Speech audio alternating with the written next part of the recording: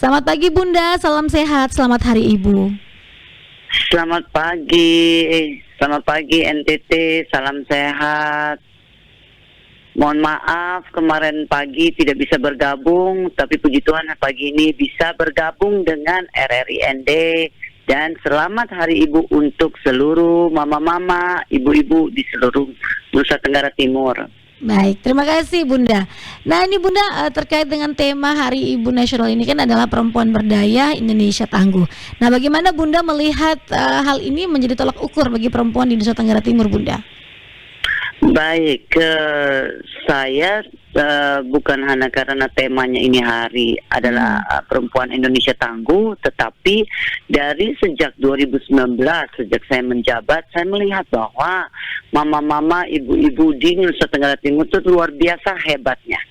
Kenapa? Ada satu dua kesaksian yang saya melihat sendiri bahwa acungan jempol untuk ibu-ibu di NTT.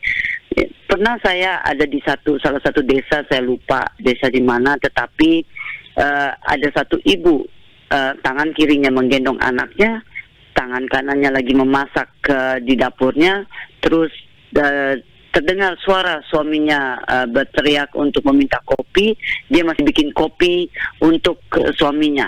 Jadi saya melihat bahwa begitu hebatnya seorang mama, seorang ibu di desa, itu multitasking. Seorang ibu yang multitasking bisa melakukan banyak hal pada saat yang sama. Dan menurut saya ini adalah kelebihan yang mana kita ibu-ibu perempuan yang memang sangat tangguh menurut saya. Dan jadi ini salah satu keunggulan kita untuk bisa membangun Indonesia menjadi tangguh. Yang kedua, saya pernah juga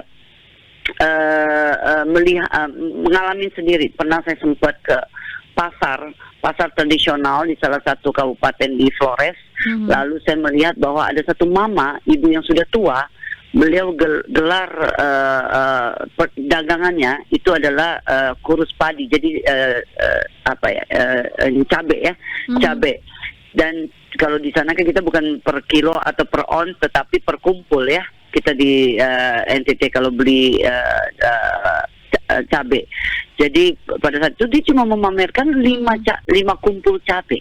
Jadi saya melihat bahwa ini mama sudah tua, masih berdagang. Saya kepingin beli lebih dari 5 kumpul ini untuk membantu beliau. Tetapi sedihnya mama bilang bahwa Bunda, saya bukan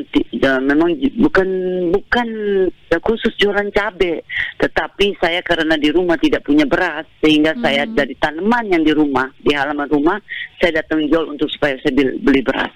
Jadi seorang ibu, seorang mama, beliau bisa memikirkan, ini mohon maaf nih, kalau suami-suami kan mungkin bapak-bapak banyak sekali untuk memikirkan hal-hal yang lebih besar. Salah satu mungkin adat dengan yang lain-lain. Tetapi seorang ibu dia mikirkannya hal kecil, dan suami pulang ini kan mereka tahunya bahwa harus ada makanan di meja, ya kan? Anak pulang harus makanan di meja. Jadi seorang ibu dia memikirkan bagaimana setiap saat itu dapur harus nunggu dan ada makanan di meja untuk keluarganya. Dan menurut saya ini salah satu poin lagi yang mana seorang mama, seorang ibu tanggung jawab terhadap kehidupan di rumah tangganya itu sangat tinggi. Dan saya rasa program-program pemerintah itu kalau dititipkan kepada ibu-ibu, mama-mama di Nusa Tenggara Timur, saya rasa persentase untuk berhasilnya itu sangat tinggi.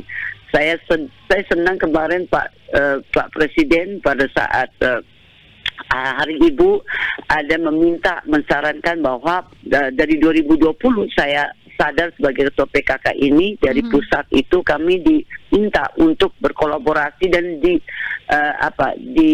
dilibatkan untuk hampir setiap programnya yang dari pusat, ya khususnya dari Pak Jokowi, yang mana peran seorang perempuan, peran seorang ibu, mama di rumah itu membantu untuk memberhasilkan program-program pemerintah. Jadi saya rasa saran yang bagus kalau seandainya kita pemerintah bisa melibatkan mama-mama, ibu-ibu di Nusa Tenggara Timur. Oke, jadi memang ini semangat juang dari pengalaman yang Bunda lihat di sekitar kehidupan Bunda ini, memang benar-benar perempuan NTT ini perempuan yang memiliki daya juang tinggi dan sangat berdaya nih Bunda ya, sesuai dengan bidangnya masing-masing. Sangat tangguh sekali. Jadi temanya Indonesia Tangguh itu harus libatkan perempuan-perempuan tangguh seperti itu. Oke. Nah Bunda, selain dari mama-mama ini sendiri juga mereka tangguh dengan versi mereka. Sebagai seorang ketua tim penggerak PKK, apa yang bisa dilakukan atau program yang mungkin bisa dilakukan untuk lebih memberdayakan perempuan, tidak hanya mereka di dapur saja, tapi bisa mengaktualisasikan diri secara lebih maksimal nih Bunda? Nah, kebetulan pertanyaan ini sangat tepat sekali dengan programnya PKK yang berkolaborasi dengan Yayasan Bambu Lestari dan didukung oleh Dinas PMD Provinsi NTT, khususnya Pak Kadis, Pak Victor Manek, dan jajarannya. Jadi kami ini dari tahun lalu itu kami mempunyai program sampai sekarang, berkelanjutan sampai sekarang ya. Kita tahu bahwa NTT ini kan rawan akan bencana dan kekurangan air selalu. Jadi salah satu solusi yang saya sebagai ketua PKK berinisiatif dan menginovasinya itu adalah tentang melestarikan menanam bambu.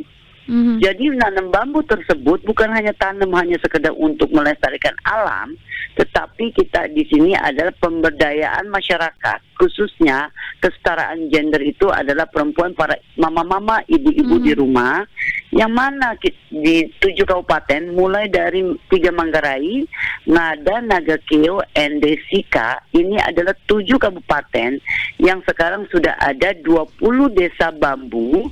Rencana adalah Pak Gubernur mencanangkan untuk 200 desa bambu se-NTT, tapi kami baru mulai itu tahun ini baru 20 desa bambu, yang mana kami anggarkan untuk para ibu-ibu untuk menyemaikan bambu. Kan jadi bambunya ini kami tidak beli bibitnya dari luar, karena kita punya bambu lah yang bambu unggulan se-Indonesia menurut penelitian kami, bahwa bambu NTT itu sangat luar biasa, kualitasnya sangat bagus. Dan jadi mereka menyemaikan di polybag.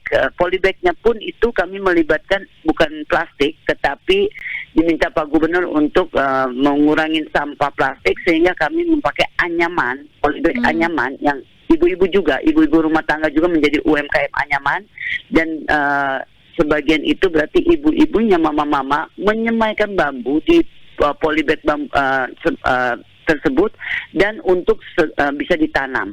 Jadi kami menganggarkan untuk mereka ini beli bambunya dari mereka. Kami beli bambunya dari mereka untuk ditanamkan di tempat-tempat kawasan yang akan ditanam, di tempat-tempat kawasan. Dan mereka, beberapa kesaksian, mereka itu jadi bukan hanya melestarikan alam semesta kita, tetapi mereka bisa dapur ngebul, karena ada perputaran ekonomi di situ, karena untuk ini salah satu adalah semuanya perempuan yang kerjakan. Jadi nanti mungkin bisa ada cari, saya punya kesaksian dari mama-mama tersebut, ada yang bilang begini, sekarang saya ini dapat uang mau untuk apa? Begitu. Mereka bilang bahwa ini mau beli TV untuk saya punya suami nonton, katanya. Karena supaya suami saya ini sekarang bisa nonton TV, saya mau beli mesin cuci supaya cuci suami punya dan anak punya baju. Itu kesaksian sangat polos, tapi itu nyata seperti itu. Dan mereka merasa ternyata setelah ada program ini, mereka ada porsi ya sebagai perempuan, sebagai mama yang namanya tadi cuma di dapur saja, tetapi mereka itu sangat dihargai, sekarang bisa duduk bersama untuk berdiskusi tentang keluarga, untuk bagaimana perencanaan keluarga untuk sejahtera. Oke, baik Bunda, terima kasih untuk informasinya pagi hari ini, luar biasa sekali. Programnya lancar jaya Bunda ya, 20 kampung desa semua berjalan dengan baik. Mohon doanya terus. Baik, terima kasih Bunda. Salam Selamat sehat. pagi. Salam sehat. Pagi.